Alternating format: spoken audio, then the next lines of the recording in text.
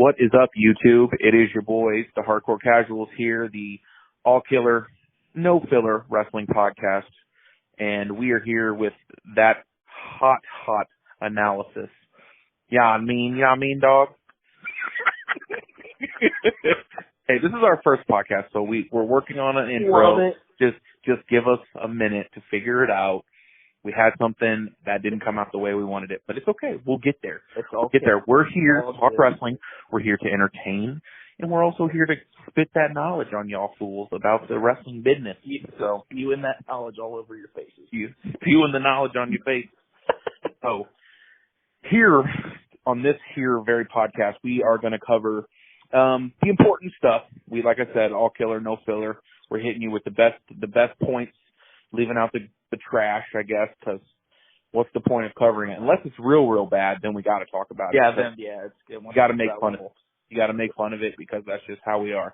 Yeah. So we're gonna hit the WrestleMania Backlash real quickly. How do you feel about them using WrestleMania Backlash? Do they use Backlash?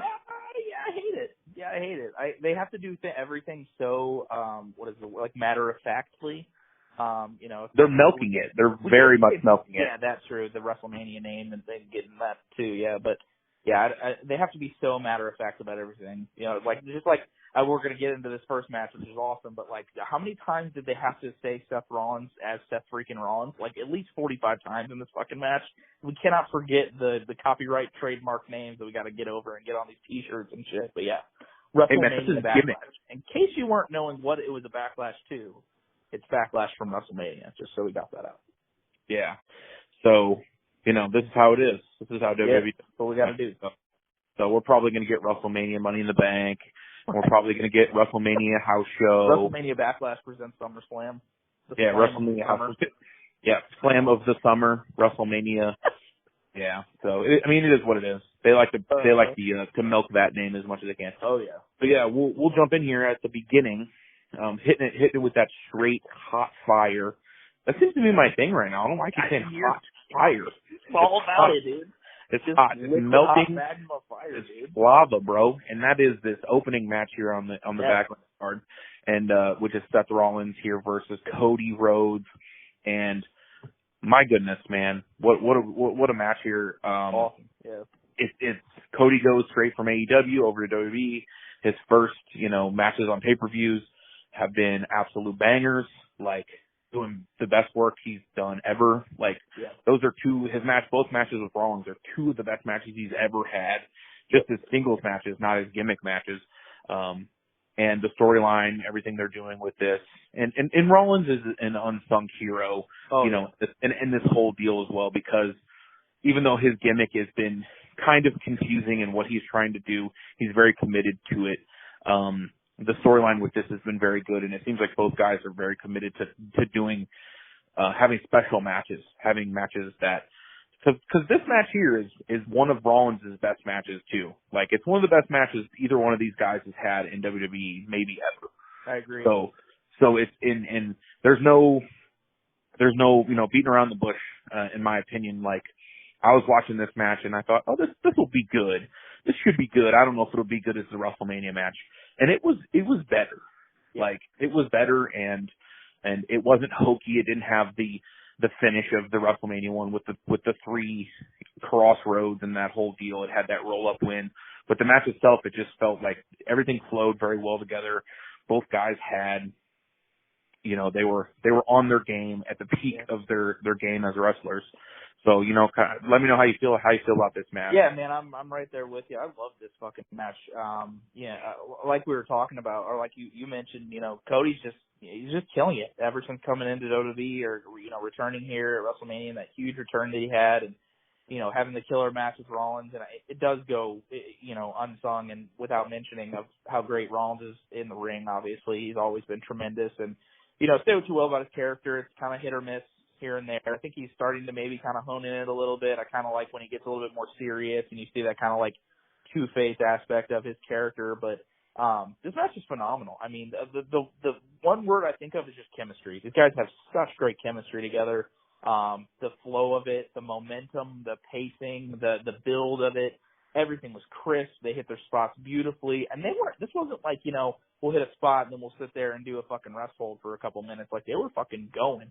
And the pace it was really a Seth Rollins type of pace match, but Cody was right fucking there with them. So, I mean, say what you will about previous stuff with Cody, but everything he's doing right now is just, he's hitting it out of the ballpark, and he looks like that next face of the company that they're wanting him to be, possibly like a John Cena role.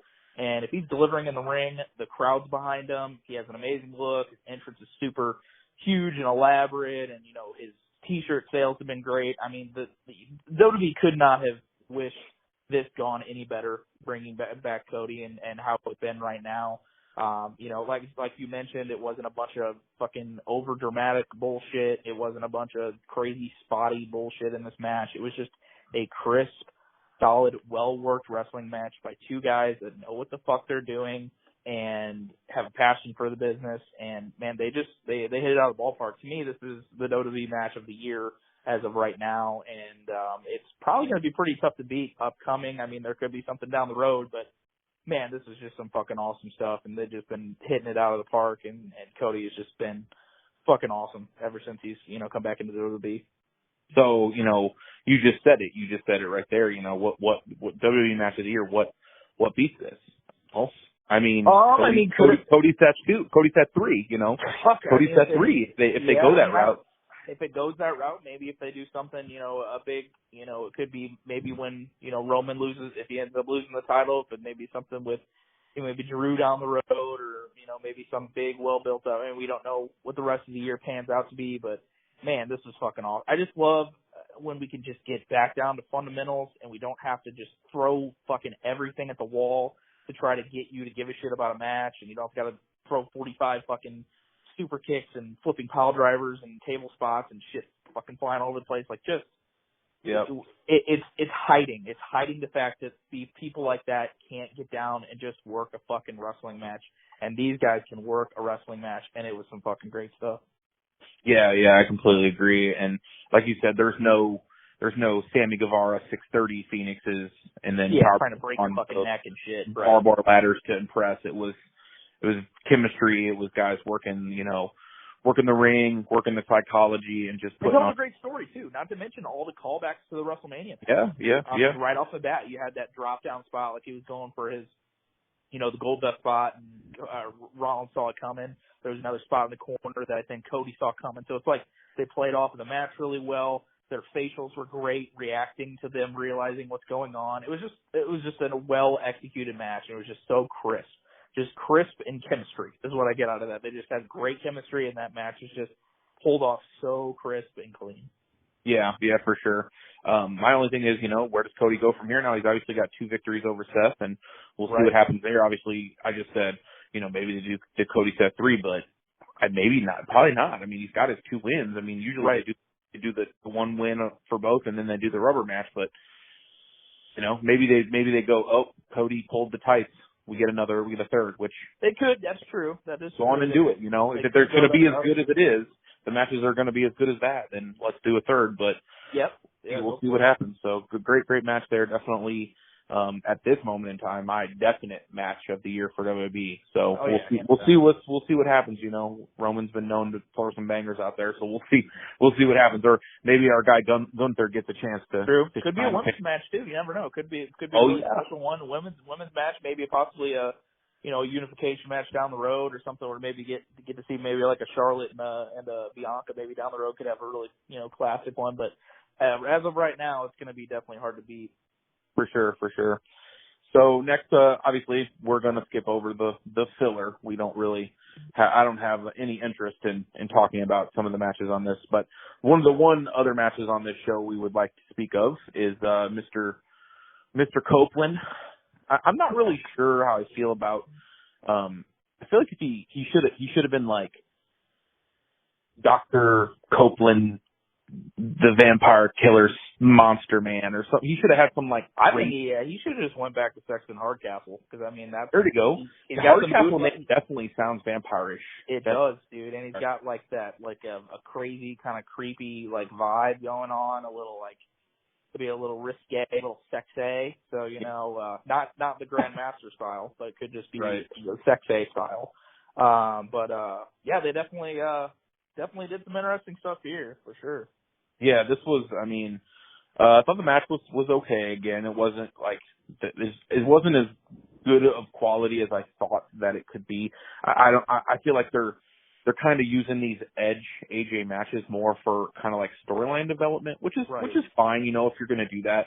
It's just, you know, it's something with AJ, man, where like people, the expectations for when he has a dream match, expectation is for him to knock it out of the park with the guy he's in the ring with, which, you know, maybe it's not on him. Maybe it's just, you know, this is what we're going to do. And AJ's got to the point where I don't want to say he's like comfortable, but he's definitely comfortable in his role in WWE. It's not like he's, you know, fighting to want to be the top guy. He's definitely, you know, filling his role and doing what he wants to, you know, doing what they want him to do. But they tend to find big roles for him. Obviously, you know, Taker's last match and stuff like that. So he's definitely got his opportunities there, you know, to do things. But here with this stuff with Edge, obviously, this has been more about Edge building his, you know, his faction, the Judgment Day faction. And we talked, you know, obviously we don't care for the name. It's definitely like the steal on the pay-per-view, but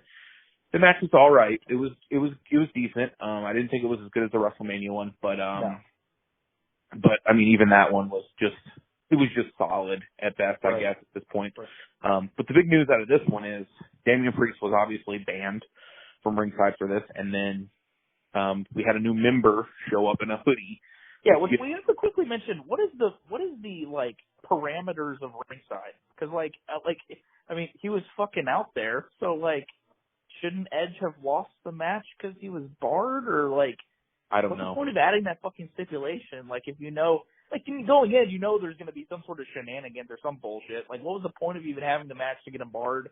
And I'm just like, what the fuck? It doesn't make any sense. Didn't he just run out there? He didn't run to the ringside. He just ran out there and distracted AJ, and then. Well, that was that. Yeah, he was literally he did the same thing like he did at WrestleMania. He just wasn't that close to the ring. I guess that's why it wasn't at ringside, but like.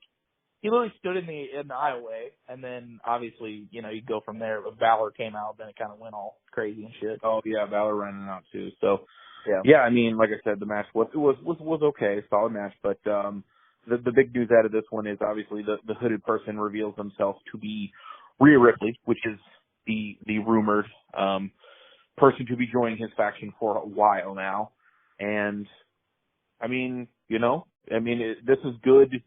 This is good for a young talent to latch onto a bigger name and, you know, get that build up. Obviously, they're definitely going for some kind of Brood-esque kind of darker aspect. Yeah, Ministry of Darkness kind of story, or you know, seems like a meshing of both, kind of like the Ministry of Brood. Yeah, there's or definitely the Brood of Darkness, however you want to do it. I don't get it. Yeah, and we don't know for sure where else this is leading to. There's a lot of build to this. Obviously, there's things going on with Edge in the storyline, and they're trying to get these people to join and see what happens with this whole storyline here. But as a reveal, obviously, we talked about it. You know, you and I have just amongst ourselves. You know, they're having Edge and AJ have another match. What if he has a new member? And they did exactly that. They had the reveal of Rhea, so it's possible we could just keep seeing reveals of members. The other rumored one is potentially Ciampa. That's one that they've been talking about as potentially joining Edge's faction. So that could be an interesting thing that they do there. But yeah, I mean, I mean, it's kind of to me so far. Yeah, like you were mentioning, the match was what it was. It's just a device for carrying on the storyline, carrying on the angle, and getting over this faction. And which is nothing wrong with that. I definitely love this. It's a storyline play out.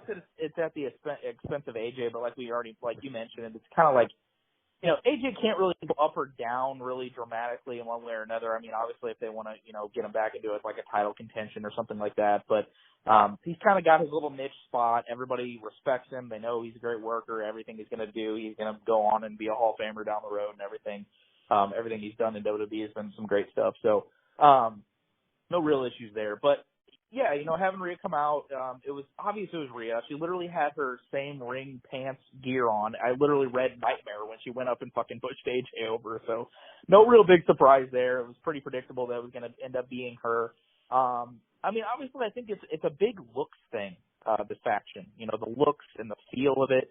Like we were mentioning, the Brood, Ministry of Darkness, but, Rhea kind of changing up her look again, just going all slate black with the black hair and black makeup, and she's always had that dark kind of demeanor, same as how Edge has been, same as how Priest. So, I mean, it fits that wise. I think it's kind of interesting, too, having a woman be in a faction. I mean, when's the last time we fucking seen a big faction with a female being a major role and not being like a valet or a manager? So, I mean, that's a pretty interesting little thing. I think that's probably another Edge call, because I think he sees a lot of, both Priest and Rhea. But yeah, it's a big, and I like how also the progression of what Rhea's been doing. It's been holding her back and all this shit, and being in shitty tag teams that she hasn't given a crap about.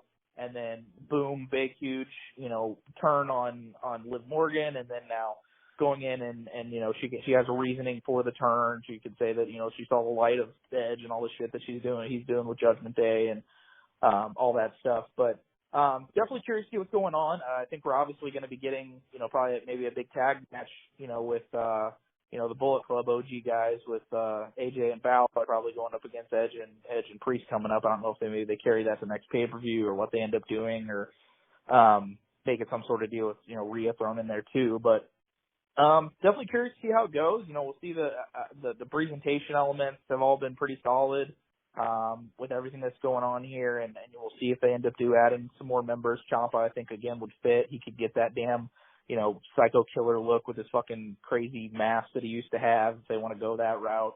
But I think 4 would probably be a good call if they want to do that, have the two dudes, and then have the with Rhea in there too. But we'll see where it goes right now. I mean, it's just kind of like I'm on the fence with it. Like, I mean, I love Edge, obviously, have for years and years and years, and everything he's done. I think him alone with what he's doing and changing his thing and doing his, like, mountain of omnipotence shit and all that kind of stuff, and, the scales of judgment, shit like that, the whole premise of it, I think, is there. It's just, then they added Priest, and we got this kind of, like, gay vampire bar shit. It's like a fucking, like, a little shades of, like, Blade in there. I don't know what the fuck is going on with that. And then you fucking add Rhea in there and just kind of add to it even more. So we'll see where it goes. I'm not gonna, judge it right off the bat. I'm not gonna judge Judgment Day right now. Words there. We'll see where it goes, and at least they're giving some effort to it. Adding in Rhea, we'll definitely see where it goes down the road. Yeah, definitely. And I mean, I'm interested to see where it moves, what they're going to do, but I don't know. It's not hitting the mark yet, and maybe it'll have a point where it clicks. That obviously happened with New Day as well. Right. When we were like, this is garbage, this is garbage, this is garbage, and then all of a sudden it was like, this is good. This is hilarious. I can at least say there is the potential there. There's the potential it is. there for it to be cool and for it to really work. I just don't know what it is that they need to do. I don't know if it's a looks thing, a presentation thing, or whatever it is. But, we'll see. Yeah, we'll see. For sure. So yeah, next we're going to roll on to, obviously we got Charlotte versus Rousey here in the I Quit match. And yeah, I mean. Yeah, man, Rousey went I'll take the lead for this one. But yeah, this was pretty solid stuff, man. It was definitely better than the shit that we got at WrestleMania, which was just really lackluster and kind of an unenthused Ronda and, Charlotte trying to make it all work. But this one, I think we got more shades of their match that we saw a couple years ago at Survivor Series. A lot more intensity, obviously adding in the I Quit element. We had brawling on the outside, kendo sticks. We had, like, literally a kendo stick face off at the front, and Pat McAfee was, like, calling on Star Wars shades and shit like that. So, I mean, there's a lot of different things here that they did. I liked a lot of the spots. It worked that they both have submission finishers.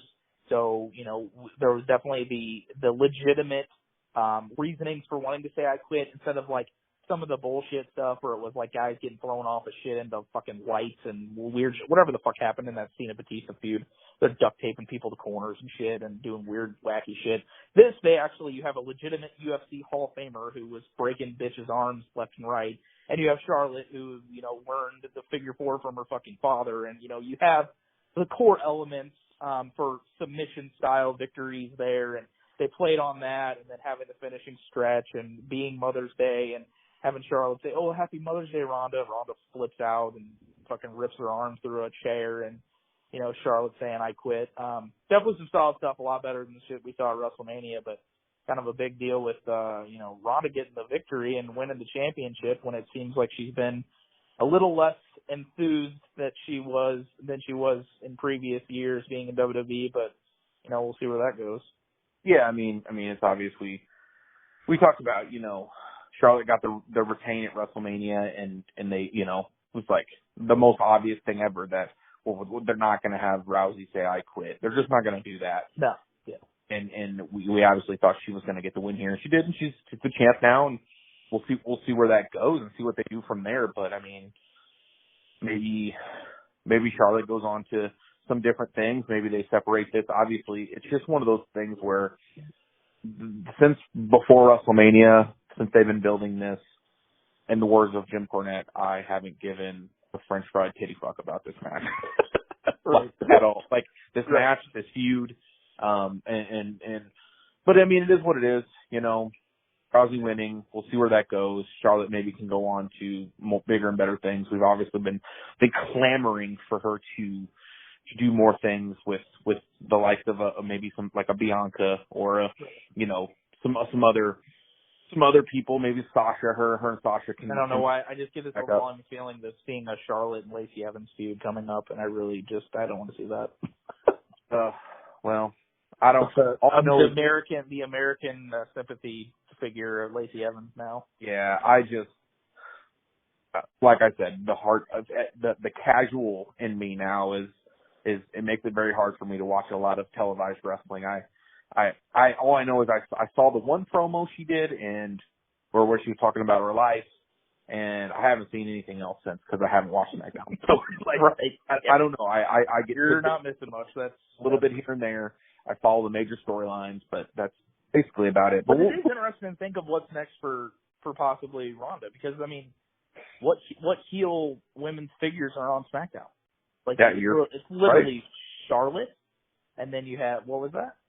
You're right. I'm trying to think. Yeah, that's what I'm saying. I'm trying to think. I'm like, you got Becky on Raw, you got Rhea on Raw, so it's like SmackDown. You have Lacey's now face, you got Ronda's face, Sasha and Naomi are locked into a tag team. You got fucking Shayna and fucking Natalya doing shit with them. I mean, there's nobody. Shayna, they want to do Shayna maybe.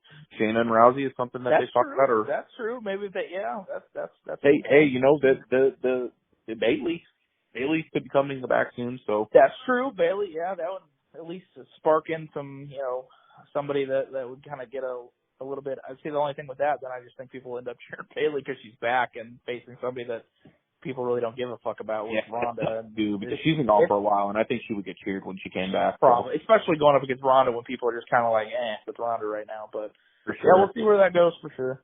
So yeah, we'll figure out what happens here soon. See what happens on SmackDown. Yeah. Well, I won't see what happens on SmackDown because I won't want. Somebody will. We will find out what happens. Yeah, we'll let you know if anything. We'll let you know. We'll let you know for sure.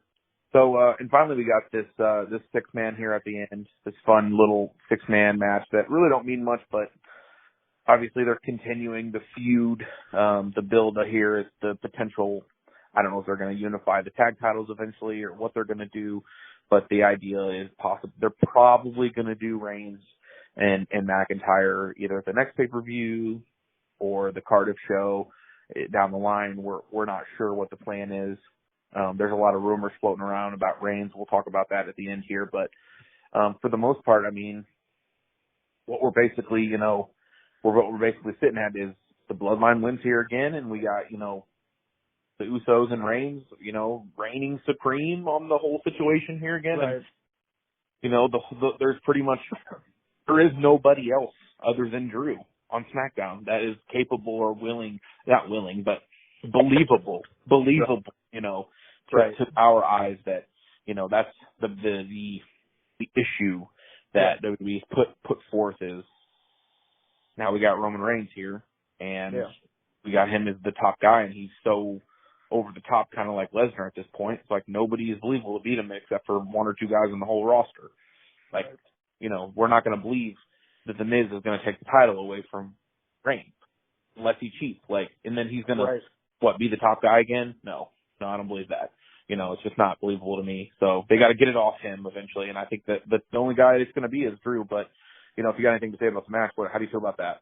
Yeah, I mean, the match was pretty solid. It was a fun six-man tag. It was basically like an elevated, you know, weekly show match, obviously changing it from the unification match, making it a six-man tag. And, you know, you had your fun little spots at the end and kind of everybody just flying all over the place. And it was a really solid match. I think overall it was solid. It was fun.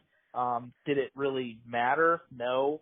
It just kind of, you know, will continue the feud. I'm sure they might do a unification thing down the road and possibly something with, you know, Roman and Drew. You know, Drew I can't remember who took the pin. I want to say it was Riddle, eating that spear from Ed, or eating that spear from Roman. So, you know, it's definitely a continuational thing, but I mean, I think it was a solid effort and you know, kind of capping off with two bookends. You know, really the amazing opener and then a solid kind of mid-card match there for the women's championship, and then you know, a good way to send everybody home with a solid match at the end and the main event there with the six-man tag. Yeah, decent solid pay-per-view here from WWE for sure. You know, they've been getting a lot better with the quality of matches for their shows. Cutting back on the time is huge too. This was only like a 2 hours and 45 minutes pay-per-view. You had the pre-show, but the length of the show, it goes without saying how important that is. Yeah, it doesn't wear out the crowd as much and the fans at home as well. Obviously, we have the long pay-per-views that, you know, you get about 3/4 the way in and you're like, man, this is draining. So it's nice to see that, you know, that's a good formula that they're sticking to. So then we get on to, obviously the stuff that's been floating around the internet with Twitter and different things of people, getting video of Reigns at house shows or the recent house show talking kind of like he's going to step away soon. And it's interesting to see, with either this is kind of maybe a sympathy thing that they're trying to do here where the fans are like, oh no, Reigns, don't go. And they're like, it's going to be like this super face turn and he's really not going to step away, but it's going to help him become a mega face instead of a heel. Or he does have plans to leave and potentially, go to Hollywood. The difference between him and his cousin The Rock is he's not The Rock, you know, in terms of charisma, but you know, he could still, you know, possibly get movie roles and different things and go into that. At this point in his career, he's basically at the pinnacle. He is at the Barry Sanders level of, you know, what you can be as a wrestler. He's at the peak. He's having the best run of his career and one of the best runs, you know, of any guy, you know, as a top guy ever with his run. He's been on. So it's just interesting to see that what's going to happen here with him. Maybe they're pulling strings with, you know, heartstrings with some of the fans, you know, even the hardcore fans are like, you know, he steps away. Like that's not good for WWE, you know? No. So, you know, who knows how you feel about that? Yeah. You know, I've seen the videos with him coming out and he's like, you know, hey, I don't know if I'm going to be back here or doing this or doing that or having the chance to, you know, see you guys and all this kind of stuff. So, I mean, it's hard to fathom because of how hard and how grueling of a build it's been for him. Because you got to think, you know, everything is great now and the amazing run he's had, Bloodline and champion for over a year and a half, and now he's getting, you know, all this critical acclaim for all this stuff that he's done because he's been tremendous. He's been the most, you know, I've said it time and time again, he's been the most, you know, important aspect and the biggest commodity in all of wrestling over this run that he's had. Because he has been. He looks larger than life. He comes off more of a megastar than everybody else. I mean, it just is what it is. But we got to remember how he got here. We got to remember the struggles he went through. And all the times that they were just shoving him down his throat and getting booed out of the Royal Rumble win that he had, and then having Rock come out and try and get the sympathy for him, and you know everybody just couldn't stand him. They're like, this guy's not it. We don't want him. And then boom, heel turn, change in character, put Heyman with him. You get his fucking, you know, cousins in there with him, the Usos, and they're just these fucking hard asses, and it just clicks. And sometimes it does that. You know, it happened with The Rock. You know, The Rock was trying to be this goody two-shoes face, and nobody believed it. And he's like, fuck it, I'll just be myself. And it clicked, and it worked. So it would be really unfortunate. I mean, that's just the base thing that I think of because of just how great he has been and how big and huge of an aspect. I mean, imagine WWE over the last 2 years without Roman Reigns. I mean, it would be fucking lifeless. Like, it's just, that's all their efforts, all their everything is put into, you know, the production and build and the you know, everything going on with Roman. So, it would be super unfortunate. It would suck. You know, maybe it's, hey, I want to, you know, I'm going to have this long title run. I'm going to drop the title. I'm going to take, you know, 6 months off. I'm going to come back around WrestleMania and I'll be rejuvenated and all that kind of stuff. I hope that's what it is because, you know, I think he deserves that to be able to go take a break because he's been running pretty hard for damn near 10 years now. I mean, the Shield guys came in 2012? So, I mean, these guys have been fucking going. And, you know, Roman's been, you know, under that microscope and he's been in the hot seat and he's been under so much pressure. I can completely see, you know, all of that kind maybe starting to weigh on him and starting to be like, man, I just need to fucking take a step back for a minute. And, you know, if his heart's still there and he still wants to do that. And, you know, at the end of the day, this could all just be complete fucking bullshit. It could all just be, you know, elaborate thing. And we're just reading into a video that, you know, WWE's not coming out with these videos. WWE's not uploading these videos. It's just people that are just shooting in the arena and they're like, hey, this is kind of strange. But, it's noteworthy because it's interesting because he's the biggest top heel in the company right now. And, you know, him coming out and kind of getting this like sympathetic thing. You know, we mentioned it, not obviously, you know, this is our first episode, but, you know, off air and talking about stuff. And, you know, if they do end up turning him face, he's going to be a fucking huge face. Like, if they continue just this badass fucking, like, run-through dude and not, like, come out there and be corny and cheesy and shit, the reason he's so fucking over is he's just genuine and he's just a fucking hard ass. Like, he's not out there trying to, like, kiss babies and take pictures and shit. Like, it works. People want to see that. So I don't know. We'll see where it goes. I definitely hope he doesn't take an extended, you know, leave or completely leave. That would suck. You know, I don't see a ton of immediate success for him in Hollywood, like you were talking about with The Rock. The Rock's just a one of a kind type person. Right. But you know, hopefully he sticks around because, like I said, I think he's the most important commodity in not only WWE but all of wrestling because there's so many people in wrestling right now that just do not fit that star mold and cannot fill that void, and that would be a huge void to fill. There's guys there that can, you know, try and come in. Obviously, Cody's a huge name that they could build on and make the face of the company if they want to, and I'd be all for it. But, man, that'd be a huge void, you know, losing Roman for sure. Yeah. It's just one of those things where it's like, we don't know what's going on yet. It could just be the rumor that I saw was, you know, it's possibly he's going to have a lighter schedule. He's still going to do what he's going to do, but he's not going to be doing house shows. Right. Going to be having as many matches. He's just going to be running the major storylines, and maybe that's maybe that's all right. Maybe that's just what he needs to do. He needs to, you know, cut a break and you know, chill out a little bit because he has been running hard for, you know, the last couple of years. So, I mean, that'd be great, you know, as long as he doesn't step away completely. Obviously, he's built himself up as, you know, the guy, and he's finally that, and we'll see what happens with that. So.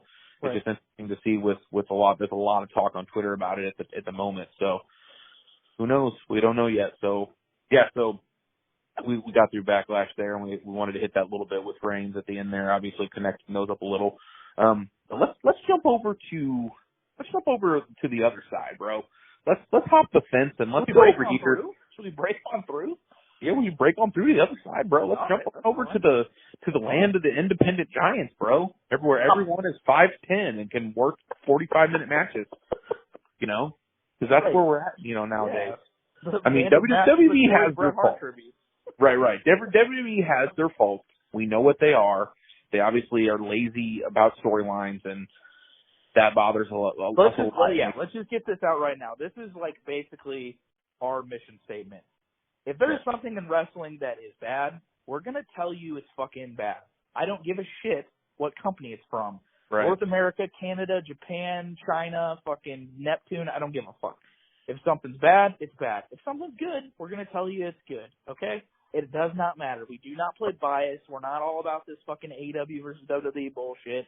If you want to enjoy wrestling, enjoy whatever wrestling you want. If you want to despise part of wrestling that you don't like, then fucking do that too. But we're not going to play favorites. We're not going to pull any punches on shit. That's just how we're going to be. Right. And I 100% stand behind that as well. And it's to the point where, you know, it's both of us been watching on a religious level. I mean, if you really think about this, Ryan, we have 50 years combined of wrestling knowledge and viewership. We both watched wrestling for 25 years. Like, we've been fucking down this road before, and we've seen the highs, we've seen the lows, and that's the hardcore portion of the hardcore casuals. The casual portion comes in that we're getting older now.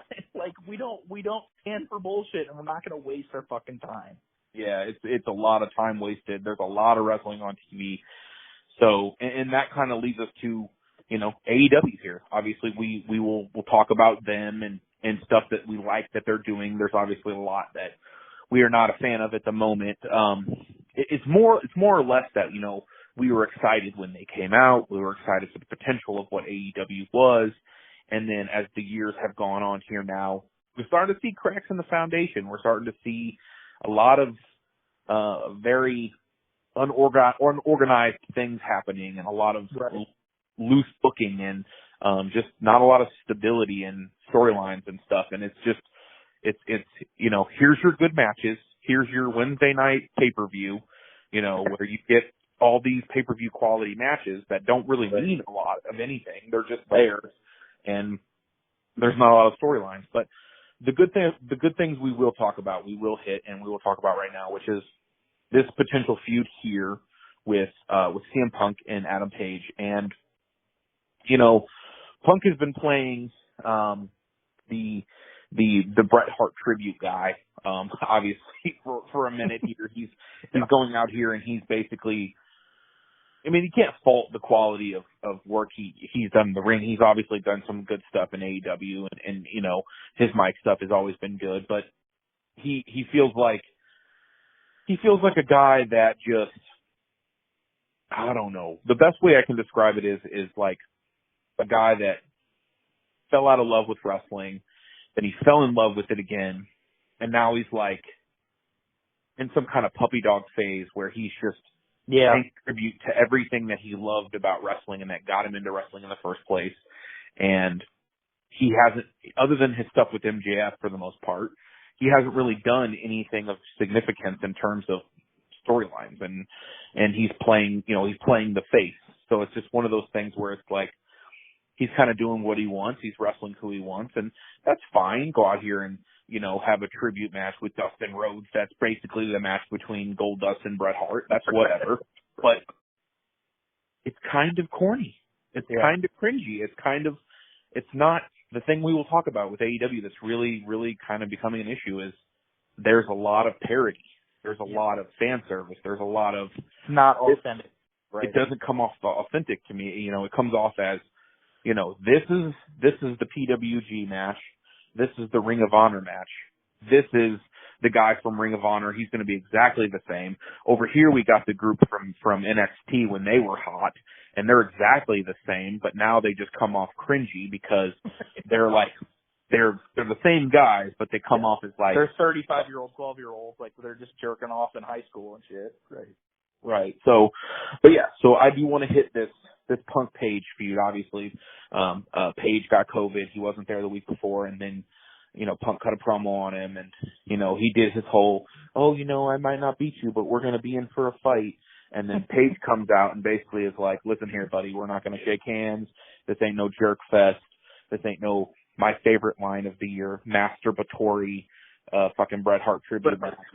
And I just jumped out of my seat with joy when I heard that line. Yeah. And yeah, I mean, you know, we're going to see this feud build over the next few weeks up into the pay-per-view. There obviously needs to be a storyline here. This totally brought me back in on Adam Page because he's been kind of stale for a second. And I think him going in as the heel in this match will very much draw me to this because Punk is he's playing the face and the fans want to cheer him. The hardcore fans want to cheer him like they're his god, basically, at this moment, you know, at this point in time. Right. And Page is kind of getting the shaft a little bit on the internet where he's kind of like, the fans aren't really like taking to him as a champion, as the guy for AEW. He's obviously had good matches, but he just hasn't come off as the guy. He's kind of been the weakest AEW champion in terms of, for a lot of people's opinions. So it's one of those things where he's kind of leaning that heel, and I think that could be very good for him. So how do you feel about that? No, I completely agree with everything. I never thought, I'm a huge CM Punk fan, have been for years and years and years. I never thought I would say that CM Punk is almost playing wrestler. Like, it just comes off like he's playing wrestler, and he's like, I love this part of wrestling, so let me show you my love for it in this fucking jerk fest of, watching a fucking Bret Hart match that I saw where he had a match with Goldust in '97, and it's just like, dude, like we mentioned, we've seen it all, and all of it. What is the main basis of AEW fans? They're hardcore fucking fans. They know it too, but they're too naive and too biased to break out of the fact that that's what it is. Like, they're just like, this is so cool. That's what CM Punk did. That thing Bret Hart did. Holy shit! Like, it's just so like neck beard down in your basement, fucking jerking off. Like, I don't give a fuck about that. I don't want to see that. I want to see authenticity. I want to see something new. Like, I love CM Punk. He's been doing some great stuff. That feud with MJF it was fucking fantastic, and it played off of things that were, things that we've seen in the past, but it played off of CM Punk's past, not fucking Bret Hart's past. I don't give a shit about Bret Hart's past. Like, it made sense with what he was doing. But yeah, there's tons of potential right now with this feud. I just see it unfolding in a way that it could just be some great stuff. Like, if they wanted to, I really think it would be a good idea to just pull the trigger on a turn with Paige. I think you can bring in the fact that the crowd and the audience is kind of not behind him. They're not believing in him. So fuck it. Be like, listen, I'm world champion. I don't fucking need you guys anymore. You may have got me here, but I'm here now. I don't fucking need it. So, like, they could use that. They can use the fact that CM Punk is that, sympathetic puppy dog fucking, veteran wrestler that everybody loves, and they can use that naive, AEW base audience to really build this up, because I think it would be some great stuff. If they want to have the match, maybe have some bullshit shenanigans, then maybe build to a match that ends up maybe happening in Chicago, say, and then, you have your huge moment there. If Punk wins the title, that's fine. It's still CM Punk. He's going to draw for your company. He's going to, sell merchandise. He's going to sell tickets. He's going to get eyes on the company that's not just the same people that watch week in and week out. And that's a huge problem with AEW, is they're not building a bigger fan base than what they have. They're just feeding on the people that are going to be there every fucking week regardless, whatever they do. So, if you have somebody like a Punk, he can help build an audience. He can get eyes on the product. He's like, holy shit, CM Punk's back, and he's world champion, and I have to check this shit out. So I think that could be another huge thing. But yeah, tons of potential here if they want to, do a full turn with Paige. I love that promo, like you mentioned. Same here with that fucking line. I literally was like laughing my ass off because it's just dead on to what, me and Ryan have been saying. It's just like, Jesus Christ, all these dudes, FTR doing the same shit with Brett. It's just like, Jesus Christ, like, just be yourself. I don't want to see this cosplay Bret Hart bullshit. But yeah, I'm looking forward to the match. Should be some good stuff. Definitely gonna have like an old school vibe to it. Hopefully we get that really solid heel face dynamic, because I think they could pull that off really well. But we'll see if they go that route, if they keep it face and then maybe turn them in the match or after the fact. But definitely look forward to the future of this feud for sure. Yeah, and I actually think that Punk's gonna win. I think Punk's gonna win it. I think he's gonna be the champion going into Forbidden Door. Okay, yes, and I can totally see that too. Yeah. And I think that he's going to be the champ, and I think he's going to face Okada, and I think they're going to both be the champions, and that's going to be the main event. That's what I think is going to happen. But we'll see. We'll see how it goes down. We'll get to Forbidden Door here in a minute. But next, I want to touch on probably the best storyline in wrestling. I mean, I can't really seem to think of anything else in mainstream. 100%, at least in AEW. About AEW for sure, and it's the stuff with Wardlow and MJF and everything that they've done with him. It's if they're doing one thing right, they're building Wardlow correctly, and he's come off like a mega star the way they've been building him. And that's how they got to do it. I mean, they got to make a guy. They got to make a guy who looks like Wardlow a star, because they cannot rely on the Danielsons and the Punks for the next 5 or 10 years. Like, I don't even know if Danielson or Punk will be around in 5 years. Like, I think both guys could probably not retire at that point. So it's just one of those things where it's like, we have to see what's going to happen here. But obviously with MJF as well, with him always talking about, the bidding war in 2024 between him and, between AEW and WWE to see where he's going as well, is two of their top up and coming guys that they're giving this huge spotlight to, and they've been giving the spotlight to MJF for a while as well. But every feud he jumps into is just the best feud in wrestling, in all of AEW, for sure at least. And from everything from the presentation of Wardlow coming out to the no music to the whole, you wrestle when I tell you wrestle, and MJF being like, I'm bringing guys in for you to face, and it's just got this real, everything about MJF and with his feuds in general just has this real old school feel to him. Yeah. It just feels like, he's a guy from a territory, and he's just, he goes where he wants, and he's bringing these other guys in from other promotions to fight the guy he doesn't want, to do. It's just good stuff, man. It's good. It's good. And I don't want to say the booking is good. The booking, it books itself. Like, it's like, this is the trajectory of the storyline. Like, it naturally progresses this way, It doesn't feel like this very complex or anything. So how do you feel about this? Yeah, this has obviously been great stuff. MJF just, it goes without saying how fucking amazing he is.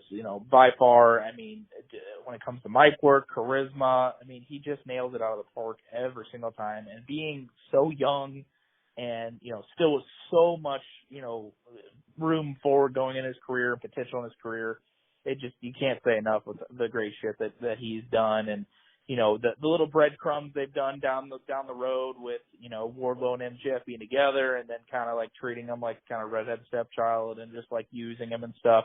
I mentioned it, to you off, not filming stuff, but it's very reminiscent of the storyline with Triple H and Batista whenever they broke out of, Evolution and having that monster in the waiting. And, man, Wardlow's just so much potential, I know. You mentioned, previously before that, a lot of the only things that he really needs to work on maybe is just mic work, which that's basically it. I literally can't think of anything else. I mean, in ring, he's an athletic freak. I mean, the shit he did in that match with Archer was just outstanding. I mean, he just fucking threw around, Morrissey like he was nothing. And like you said, the presentation's really cool. The crowd's getting behind it. The heel face dynamic is solidly there when you have MJF with anyone. Anybody he feuds with, the other person's a mega fucking face because he gets over so well as a heel because you believe him as a heel. He lives it, man. He doesn't go online and then talk about like some fucking thing he did for a kid in an airport or some cool video game that just came out.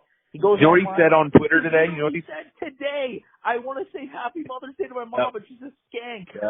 Yep. I was getting ready.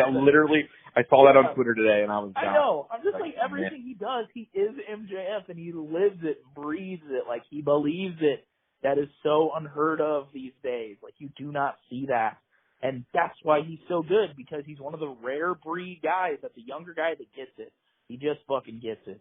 And he's tremendous. He's outstanding. So, I mean, this has been some awesome stuff. Wardlow, so much potential, and we'll see where this goes. But, definitely that match that they're eventually going to have is going to have some crazy crowd heat, and it'll be MJF knocking another feud out of the park. For sure. I'm excited to see where that goes. That's definitely one of the main points of Dynamite that I definitely don't want to miss when I watch, for sure. Right. Next, I want to, obviously, we talked about it a little bit, but the fan service that AEW has very much been shoveling to their fans. Obviously, they're very focused on giving their hardcore audience what they want and feeding into them, and they're not really building an audience outside of their hardcore audience. Which, if you're okay, if you're TNT or TBS and you're okay with hitting 1 million or close to 1 million viewers every week, then I mean that's more power to you. But in terms of wrestling, it's all about building your audience and continuing to grow your audience. So that's one of the unfortunate things. But I think one of the core issues with what AEW, the problem is a tweet, essentially a tweet that I saw from Disco Inferno about what modern pro wrestling it like resembles within society, kind of, where it's like it's kind of grouped in with the gamer nerd culture and the anime culture. It's like a niche culture of fans, the hardcore audiences, and it's like the gamer neckbeard kind of, you know, group. And there's just to a casual, normal group of people that, you know, potentially might want to watch pro wrestling. It's like, it's kind of like weird and cringy and corny at sometimes. And I get that vibe about, you know, AEW. Sometimes it's frustrating, you know, when Tony Khan is such a huge mark for wrestling. He's such a big fan. You know, he wants to sign the Samoa Joes and throw them in Ring of Honor and just freak out when they come out. It's just like, come on, bro. Like, you know, the thing about it is, we've talked 100 times, is we want to see people that are not like us, or not like, you know, look like us or act like us. We want to see, you know, the larger than life, the characters that just, you know, transcend all of that, and the stars, and, you know, and all of this and all of that. And it's, you ask any old timers and people who will watch AEW right now, and you ask them who some of their biggest stars in AEW, who they think are in AEW at the moment, you'll get a couple of the obvious ones, the Punks and the Jerichos and the names. And then you'll hear Jade Cargill. Mm-hmm. And you'll hear, you know, Britt Baker, you know, as for the women. And then you'll hear a Wardlow. And you'll hear, like, you know, oh, a guy I think could be a star is a Powerhouse Hobbs. Or, you know, and then it's like, you don't hear anything about Wheeler Yuta. You don't hear anything about, you know, Red Dragon. You don't hear anything about, you know, these indie guys. You know, none of these small guys that don't carry themselves like any bit of stars, and it's unfortunate. But the fan service is kind of an issue. It really is. It feels like, you know, one of those things where you just, you see it in front of your face, and if you're a hardcore fan, you're just like, oh my God, I'm so happy that they just put on a 5-star match. Like, two guys who literally look exactly the same, and they have no personality, kind of, and they're just out there doing moves, and it's like none of the moves matter because there's no storyline, and it's just like, cool moves, bro, and everyone's like, hey, bro, this is fake, it doesn't matter. Like, there's no reason for them to be doing this. It's not UFC. It's like kind of important. But that's just my little tidbit and my rant. If you want to throw a little something out here about this situation. No, I mean, I completely agree. I don't need to capitalize on anything. 100%. The biggest thing is, you do not need to grow your audience that is already there. You already have them. So why are you servicing the people that are going to be there regardless of whatever the fuck you do? You're not going to grow anymore. You're not going to prosper anymore.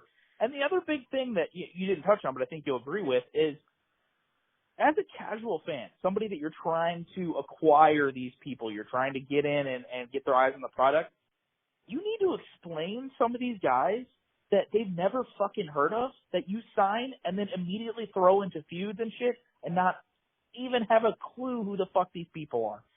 For instance, Danhausen. Has the Danhausen been explained to a casual wrestling fan or anybody that's never fucking seen him before? He literally was thrown in and he's trying to fucking cast spells and he's fucking giving Hook potato chips and shit, and like, who the fuck, like, any sane person watching this would be like, what the fuck am I watching? There should be. Explain it. It makes fucking sense. Right. Maybe the hardcore audience. Maybe it wouldn't make sense regardless if you sat down and gave me a fucking goddamn 3-hour explanation. But still, like, these Japanese guys they bring in. Like, there was a match on Rampage with Jay Lethal and a guy. I've never fucking heard of this guy, and he's in the main event of Rampage. I'm like, who the fuck is this? Like, explain it. Get it out. Not everybody knows who fucking Tomohiro Ishii is. Not everybody knows all these fucking guys. Like, you can't just throw them out because, oh yeah, fucking Jimmy John Jackoff in his fucking basement is fucking jerking off to some match that he saw fucking 20 years ago with this guy, and he wants to see him on his fucking Dynamite. You don't know. You're not gaining viewers, and you're not explaining and educating. You're just servicing the same motherfuckers that are there week in and week out and will be there for the rest of fucking eternity. Yeah, I completely agree with you. I mean, not everybody knows who Danhausen is because not everybody is an internet wrestling fan. And exactly. True.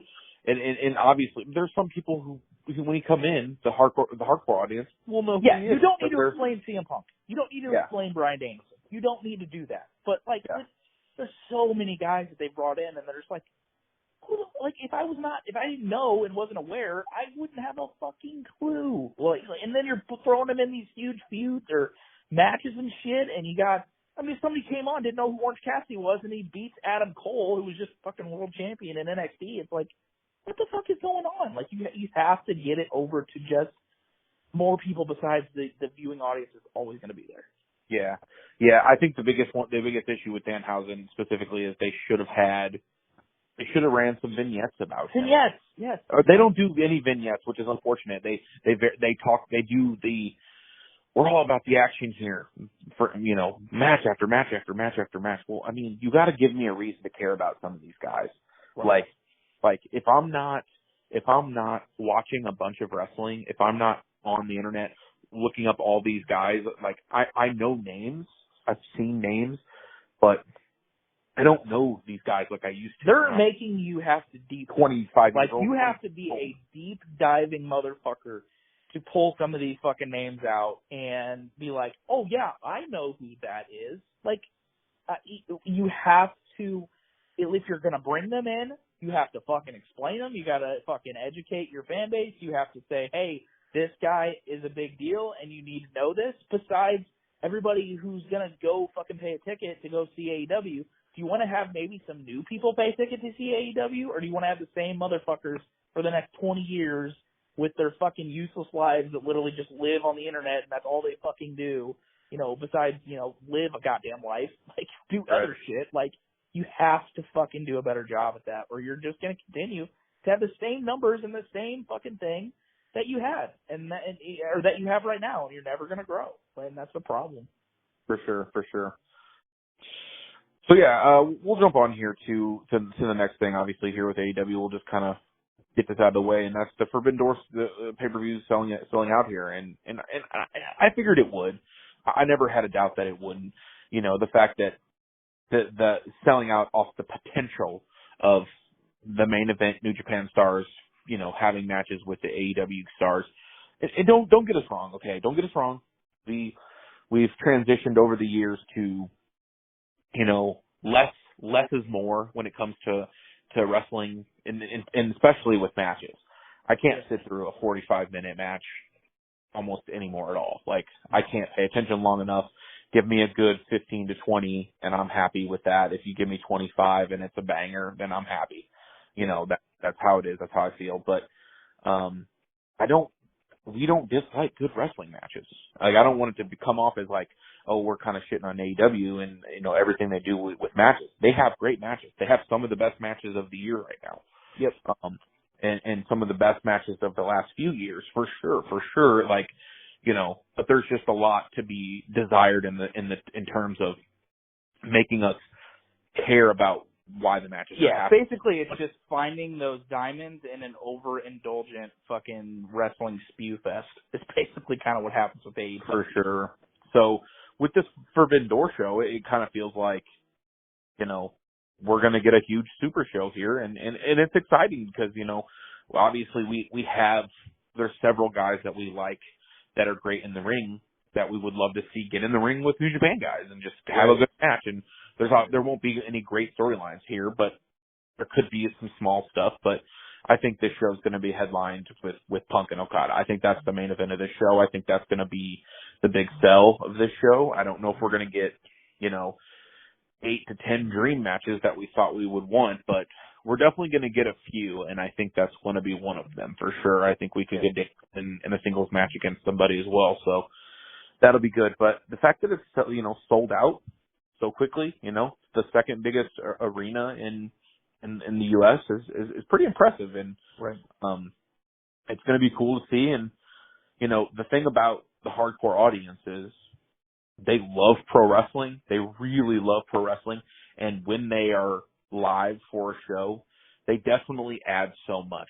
So this show will have will have such a great crowd reaction, as do most of AEW's pay-per-views have such great crowd reactions, because there's a hardcore audience there that is there to be wowed by the matches, and that's what's going to happen here. I mean, there's no getting around it. So, how do you feel about the Forbidden Door? No, I'm definitely super excited, and we're not unfamiliar with this specialty one-off show. We both attended All In, and that was kind of the Kickstarter show for AEW, and we're proud to say that we were able to attend that. It was a fun ass show, and a lot of great stuff happened on that. Dream matches happened on that, so I think it'll be similar to this, but on another what's that?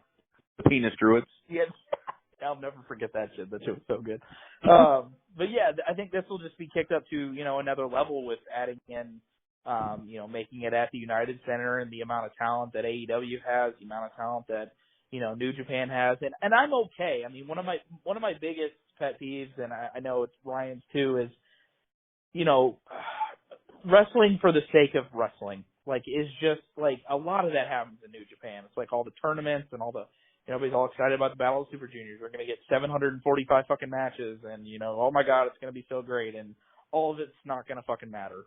There's no, it doesn't matter. It's just competitive, staged wrestling matches that have predetermined outcomes. And, it's just for watching wrestling this long. And, we've had our share of watching the great, amazing match quality spectacles and shit. We've seen every goddamn conceivable great match that's ever happened in fucking history. I guarantee between the two of us, we definitely have. So, we're done with all that. But with this, it's okay to suspend that factor of storylines and character and angles and all that shit to just have a big fucking blowout, dream card. I'm totally cool with that. Just make it a fucking crazy ass, fucking hardcore wrestling jerk fest, man. Fuck it, I don't care. Just go all out. If you want to do Punk Okada, you want to do fucking Danielson and Shingo or Tanahashi or whatever, you want to do Moxley and Ospreay again, you want to have all these crazy fucking dream matches, fucking go for it. Why the fuck not? It's not connected to anything. Could they connect storylines in it? Sure, why not? They can do that. But it's interesting to see where they're going to go, and I think the curiosity alone was going to sell out this show. But then you look at all the factors that goes into it, the amount of talent and everything that could happen, and the surprises that could happen, and all this different shit. So I mean, it's going to be definite, glued to our seat viewing for us, and we're going to be excited to cover it for you guys. And I can't disagree not seeing that main event possibly being a Punk and Okada. Obviously the two biggest names. You could maybe argue, but I mean, obviously two huge names, and a dream match, and being in Chicago and Punk's hometown, and Okada coming in. We got the pleasure of seeing Okada in a match. I believe, who did he face? He faced Skrull, didn't he? Yeah, Marty Skrull. Yeah. All in, yeah, Marty cancellation Skrull. Yeah. Unfortunate, but so I mean, Marty Me Too. Yeah, Marty Me Too. There you go. David Starr. Still think about David Starr. It's sad. Damn. But yeah, still have those OTTs to go back and watch those amazing vignettes and promos. But excited for this. It's going to be a lot of fun. We're going to be glued to the couch while we're watching this. But sure. We'll definitely be excited and be up for it, and hopefully be covering it for you guys too. Yeah, I'm sure we'll cover a lot of the best stuff from that and see what happens there. Another couple of things I wanted to just talk about AEW quickly again, real fast, is just there's a lot of talk about the trios titles. There's a lot of trios in AEW at the moment. It's definitely different than anything WWE's doing, anything any other promotion is doing. Is if they have just this monster, thing of trios, and just have this crazy trios tournament. It would just be such a wild thing. I mean, I know Chikara had a big trios thing, and they made it a big annual thing they did every year, but right. That's going way back in our fandom. I can't remember I remember those days watching those fucking, what the hell is it, King of Trios or some shit tournament? Yeah, King of Trios. It's an interesting thing that no other promotion is really taking advantage of is the trios title, and they have a lot of crazy trio combinations at the moment. So I mean, there could be some fun matches, but when it comes down to it, for the most part, it's just going to be a tournament. Right. It's just be a tournament with a lot of wild matches. So how do you feel about the trios? I'm overall not really a fan. I don't want more titles in a company. It just waters down all the other titles. So now we're going to have trios titles. You're going to have tag titles. You're going to have a secondary women's title, a main women's title, TNT title, AEW title. It's like all these fucking titles in there, man. Like just have a world champion, a tag champion, a women's champion, and I'm maybe a mid-card champion. They have to separate those Ring of Honor titles out of the Oh, picture. yeah. And not even to mention when you bring in the fucking AAA tag titles, the Ring of Honor tag titles, the fucking Renee Dea AAA, whatever the fuck fucking women's title or whatever the fuck. Like, it just gets so, like, come on. Like, the more you bring in, the more it just seems like candy. It's just, it doesn't fucking matter. But yeah, they have a lot of trios. They've been setting this up. I mean, it's obvious they've been setting this up. You got House of Black, you got the Elite guys, you got fucking Death Triangle, you got fucking Santana Ortiz and Kingston, you got fucking JAS guys. I mean, there's just it just goes on with the amount. And there's a lot of talented guys. A lot of guys that should be doing other shit, be doing, bigger and better things, but, that's the route they're going to go. That's the route they're going to go. I mean, could some of the matches be good? Sure. But, I mean, overall, I'm just not a fan of bringing in more fucking titles. Yeah, I agree. I think it's going to definitely overload and overbloat the whole thing. And it's just going to be one of those situations where it's going to be another titles added to the whole deal, another thing added, and it's just going to be, it's just too much. It's definitely too much. And we'll see what happens. It just spreads shit too thin. Like, it doesn't make anything feel special. It just spreads it way too thin. Yeah, I 100% agree. And also I would like to talk about quickly, because they have another tournament going on right now. They have the Owen tournament. And they like to do these, debut a new person every month, somebody new, which I totally get it, because there's some, hot free agents floating around, but a little bloated. Still bloated. It's a lot of wrestlers, not a lot of time for one or two individuals to kind of just get over and do their thing. But yeah, basically what have we said? There's a really good company inside of that company. Yes, absolutely. There's just so much fucking talent. It's just like, geez. There definitely is, and so who do you think is going to be? We'll talk about the first quick one real fast here. Is the male Joker? I think the talk has been Cesaro, maybe. I could see Gargano, maybe. Yeah. My only thought is, though, the male guy, they're coming in facing Joe, right? Yes. So, if you're coming in facing Joe, you're probably going to lose. I mean, I don't see them coming in and beating a Joe. I could see it being maybe a name, but maybe not a name to especially being in the first round of the tournament. I mean, could it be somebody coming in, get a surprise win over a Joe? Possibly. I mean, I just don't see it being somebody that could get a big win. I mean, I guess it could just, they could build off of it. It could be a really cool moment. They lose the match, but then they move on and do something else. I mean, overall, I literally haven't. Cesaro's really the name that I've seen. I've seen Gargano out there. Could it be maybe a guy they throw in from New Japan and have kind of a match with Joe or something? Yeah, it's possible. It could maybe be it could be an Ishii or something like that, or or no, it can't be him because he faced Cole in a qualifier, so that would. Oh yeah, that's right. That really wouldn't make sense. It could be Suzuki again, do Suzuki and Joe again. Could be a rematch from one losing title. My only thing with it is if the Joker's going to face Joe. I just feel like when they do these Jokers, they always have them win. Like the Joker might not, they might not win the tournament, but they're definitely going to win the first match. So it's kind of strange that it's against Joe, because it just seems like if you're going to have a surprise thing, normally you'd want them to win and get over, but it's like, you're going to get over on Joe, who just won a championship in your company and hasn't lost at all. So it's like, yeah, the booking. It's kind of strange. We'll see where it goes, but I mean, yeah. I think I'm going to go Cesaro. I think it's going to be Cesaro, and I think he's going to get the win over Joe on that. I think that Cesaro might actually.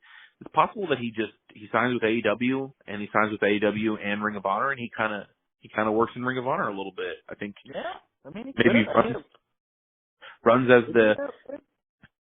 What about maybe a Jay White? Yeah, that's another one that could be a name that can sneak in there, and you could maybe set up a. He's on the opposite side of Cole, so you could maybe set up a Undisputed Elite thing in the final if you wanted to have them carry all the way on. I mean, I don't think they'll probably do that, but yeah, it's I'm definitely curious to see who it's going to end up being. I'm sure it'll be some sort of surprise, but Claudio definitely wouldn't be that big of a surprise because obviously with somebody gets let go or somebody leaves WWE, then let the savior Tony Khan come up and swoop him up and throw him into his land of fucking talent. Jesus Christ. Well, and then we got the women's one, which I mean, it could be a number of women as well. So it's possible that we could see Athena, the former Ember Moon. That's true. Yeah, that's a good name. I don't know if some of these Dakota Kai. I don't know if she has a. She got released, so I think she has a. What about she's facing Britt, right? Whoever this person is. I believe so. Yes. Yeah, she's facing Britt. One of Britt's best friends is Chelsea Green. What about Chelsea Green? Yeah. There could be an interesting one because definitely the ties there. I know I just saw Mia Yim just came back on that Under Siege show, so there's another name, and obviously ties with Keith Lee and AEW. So I think there's definitely a multitude of names that they could end up having this one be. I think a good one would be Mickie James. If Mickie James came in and break out a win over Mickie, that'd be a good one for her. Yeah, that would be a good one too. So there's some of the names they could throw out there for sure. We'll definitely talk about it once it happens, and we'll get to it and kind of run down, the happenings of the Jokers, obviously, and see what happens with that. And finally, here at the end, we're just going to hit a couple of rapid fire things that happened this week. I'll kind of just mention a couple of them off here, and we'll just kind of run through them. Freddie Prinze Jr., man, just old, FPJ, bro, FPJ. FPJ. Late 90s, early 2000s. Yeah, I was going to say Dawson's Creek, but he wasn't in that. No, he was not. He was in, I Know What You Did Last Summer or some shit. Yeah, he did a bunch of, teen drama, super shady movies. Horror type movie type stuff, and he did a bunch of, teenager romance stuff. But, And, of course, the natural progression is him to work for WWE as a producer. Right. Or as a writer, sorry. But he plans to, here in the next 18 months, which is very specific, start his own wrestling promotion. He has a 2 or 3 year plan or something to set some stuff up and do his own promotion, and kind of maybe he's planning out storylines and planning out an idea and a concept, and it could be interesting to see a lot of wrestling promotions getting kind of made up over the last few months.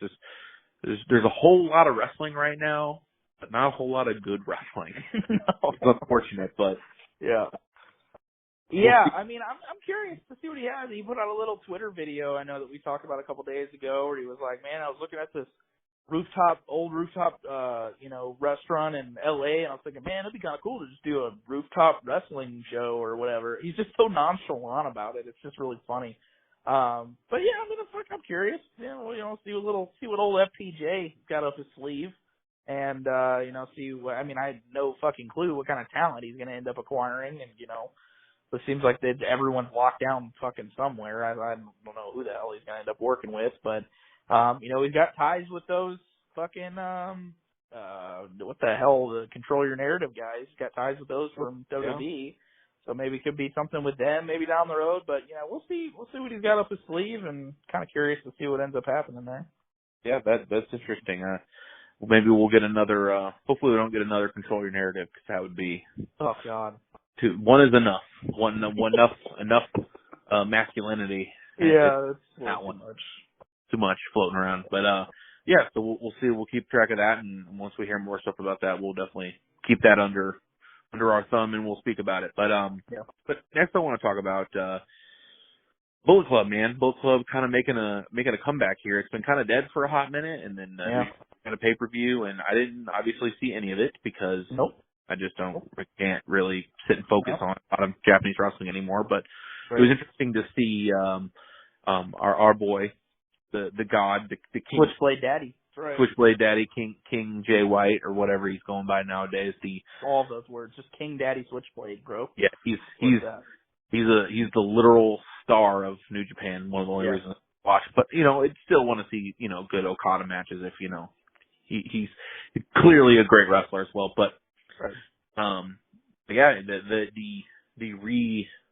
kind of like, the reinvigorated beast. Yeah, the reinvigoration of the Bullet Club in New Japan and kind of what's going to happen with that. Obviously, I'm excited about it. I think that it's like we talked about, we love Jay White. He just completely a couple years ago when he was in Ring of Honor and he just looked like this really young guy, clean shaven. It's like, man, he's got a good look and all this kind of stuff, and see where he goes. He goes to New Japan, kind of hones his craft, and then all of a sudden it's like, boom, he just looks like a fucking star. And it's like, he's got that switchblade gimmick. He gets into the Bullet Club, and it's just kind of everything clicks. He's gotten his body into great shape, which is unlike 75% of the AEW fucking roster, who just doesn't give a fuck. And that's why literally Jay White, as soon as he comes out on AEW television, it's like, wow, can we just make him the fucking world champion? Because Jesus Christ. But obviously everything's going to rub off on you when you go over and you work with Okada and Tanahashi and fucking all those amazing in-ring workers and all that shit. But, really honing his craft with promos. I remember that one you showed me a couple weeks ago, and the stuff that he's done with his character is just fucking awesome. So, yeah. He has an aura. He has an aura.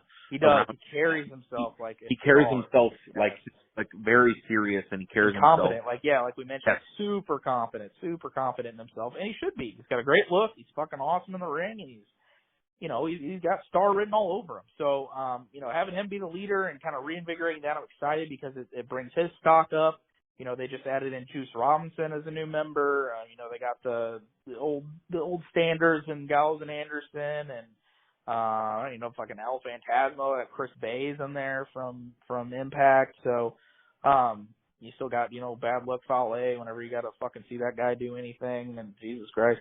But, Bullet Club is always going to be a thing because it's so fucking popular. It's always going to be some sort of facet of pro wrestling and independent wrestling or wherever in New Japan or whatever the case may be. But, it definitely seems like they're putting a lot more effort into it. And, if it's anything with Jay White, we're fucking all about it. Yeah, for sure. He's definitely swayed me to become over the last. We're breathing with the switchblade, Daddy. Yeah, the last 6 months for sure. I've been been a fan. I randomly see him on an AEW, and then I'd be like, oh my god, this guy looks great. And then I go finally be like, all right, well maybe I'll check him out on Impact. And I'm like, fucking great on Impact and cuts a promo, great promo. And then he's literally carries himself so confidently. He looks like a star over there, and it's interesting to see what they're going to do with him. But interesting to see the Bullet Club and see what they're going to do with that. And I'm all for the ride with that, and I might tune into maybe a few things from New Japan if that really takes off again. So we'll see. We also got Mr. Roger Strong here wanting out of his contract. Apparently he signed a new deal not too long ago, and then he was like, "Oh shit, I'm ready to book it out of here, bro. My old lady's working dark in AEW. I gotta go over there with the homies. We gotta spark up the Undisputed Era again, which was an absolute travesty. Nobody wants to see that, but not anymore, at least. It's run its course. They all need to split up and just do their own thing. So we'll see. But how do you feel about Roddy leaving? Hopefully, do his thing. Yeah, it just kind of makes sense. You just had Bivens leave NXT. He was the leader of that Diamond Mine thing. I think he really made that thing work really well. So, I think it kind of could seem like shit. Roderick's just kind of there. He feels like those kind of Garganos and Coles and Ciampas and all those kind of guys. He realizes that if he gets brought up to the main roster, he's literally just going to fucking get killed by Gunther or some shit. He's just going to be, he's just going to be a guy. He doesn't, he's title guy. He's never had charisma. He's never shown any sort of crazy mic work. He's always just been a really, really solid wrestler. If he was going to stay there, I think his only really great impression or spot he can be at would be maybe in NXT UK, where you got guys over there that are just kind of just working really solid matches and doing their thing, and it's kind of just left on their own over there. But I always thought Dean Malenko. Every time I see Roger Strong, 100%. Oh, 100%. Great worker, awesome in the ring, impressive, looks like he could beat the shit out of you, but just he has got nothing. Yeah, he's got nothing else. Yeah. And that's not a bad thing. I mean, it's not bad to just be a great worker. Like, it's not a bad thing. Everybody can't be fucking Roman Reigns. You know, everybody can't have all these fucking tools and everything. And yeah, you're just not going to be the top star in any company. No. You can put on great matches, but you're never going to be the guy in WWE or probably. Well, maybe you might be in AEW, but that's it might be. Shit, he's like, shit, I'm gonna go win the title over there. Right. Yeah, I mean, he could just go back and just fucking join his little fucking buddies, and they can go have their fucking jerk fest and act like they're fucking 12 years old over there. I could give a shit less about all that undisputed elite bullshit, but who knows? We'll see what ends up happening, but we'll see if he even gets his release. I mean, maybe like was heard before, WWE's kind of like, no, we're good. You're just gonna stay here and not give a fuck about what you're doing. Right. So finally, here we got. This probably won't be a weekly podcast thing. Just depends on if we get a good one. But we're gonna hit this Impact show they did, this Under Siege show. We're not gonna talk about the whole show. We're just gonna hit this main event because that's the only thing that I watch.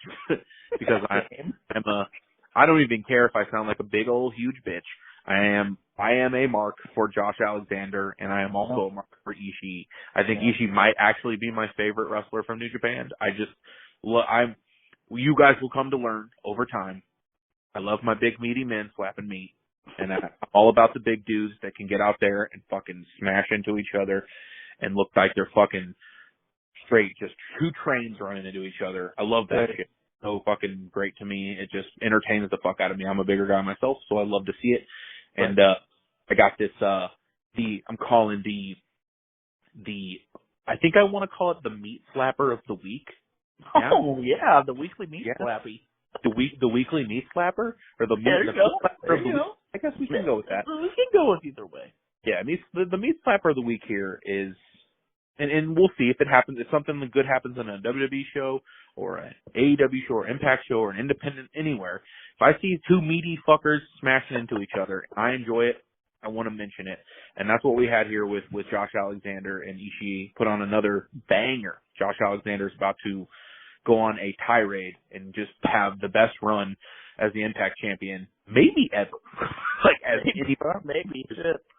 He could just go out there. I mean, maybe not in terms of being a huge star, but in terms of having good matches, he could go out there and go on a run. He obviously had the great match with Moose, got the title, and then now he had a great one with Ishii, and he's going to continue to just run with that belt and just put on banger after banger probably, and that's just kind of what he's doing. So this right here is a recommendation from myself and my good friend here, Justin. We highly recommended this match. Go check out that slappy meeting man's slappers. What the fuck did you just call it? The slapper of the week? The fat meat slap daddy or the meat slapper of the week. Yeah. Josh Alexander versus Tomohiro Ishii. If you're not a hardcore fan, you might not know who he is. But all our years of watching New Japan, we know who he is. So, but go check out this match. Very good. One of the best matches. You'll see all of this year probably. So that is us. That is the Hardcore Casuals podcast here. Thank you for tuning into the All Killer No Filler podcast, and we'll be back, man. We'll be back. I think we're gonna try to get these recorded on Sundays and up by Monday sometime, maybe early Monday. Yeah, and gonna get them out for you guys. And definitely excited to be back on YouTube. Not unfamiliar with the game, with all the channels we've had in the past, IWR Show, Pulse channel. So if you're back from all those, we appreciate your support, and we're excited for a new chapter here. Yes, sir. And we'll get into some of our old stuff too and talk about kind of the stuff we did prior and some other videos as well. But we just wanted to get out this video of the pay-per-view, some AEW stuff, and some other stuff around the internet. So, but yep, that's for us.